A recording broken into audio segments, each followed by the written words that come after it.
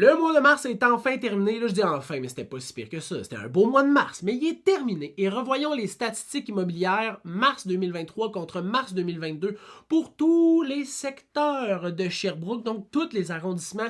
Et pourquoi je fais ça mois après mois après mois? Parce que ma mission, là, c'est de vous donner tous les outils nécessaires pour la réalisation du plein potentiel de votre projet. Aujourd'hui, je vous donne les vrais stats. Pas ceux des journaux, là, les vraies statistiques.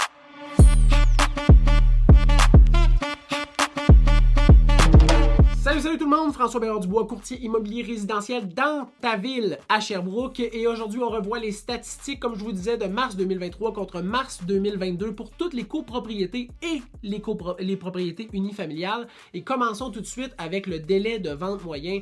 27 jours l'an passé, 48 jours cette année. Donc quand même, c'est pas loin du double pour vendre une propriété, mais c'est quand même la moitié que c'était en 2019. Donc, c'est encore très rapide pour vendre une propriété à Sherbrooke. Au niveau du nombre d'inscriptions en vigueur, donc ça, c'est les propriétés qui étaient disponibles pour les acheteurs potentiels. On en avait 180 l'an passé, 250 cette année. Donc, il y a plus de propriétés disponibles pour les acheteurs et ça, c'est une très bonne nouvelle. Au niveau du prix de vente versus le prix qui était affiché originalement quand ça a été mis sur Centris, on était à 106% l'an passé. C'était une des statistiques les plus impressionnantes qu'on était capable de voir au Québec.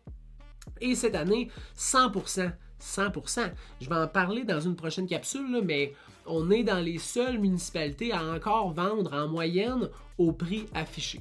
Au niveau du prix de vente médian, 325 000 l'an passé, 337 750 cette année. Et au niveau du nombre de ventes effectuées, on en avait 142 l'an passé et 132 cette année. Je vais faire une capsule et un podcast sur les statistiques immobilières d'ici, mais aussi du Québec et de l'Estrie. Et je vous invite à aller voir. Ça s'appelle La Famille, le podcast immobilier. Vous pouvez écouter ça n'importe où. Fait que Spotify, Balado, iHeartRadio, YouTube, ou vous pouvez m'écouter, puis je le mets en petite bouchée sur TikTok. Je vous souhaite une très bonne fin de journée et on se revoit le mois prochain.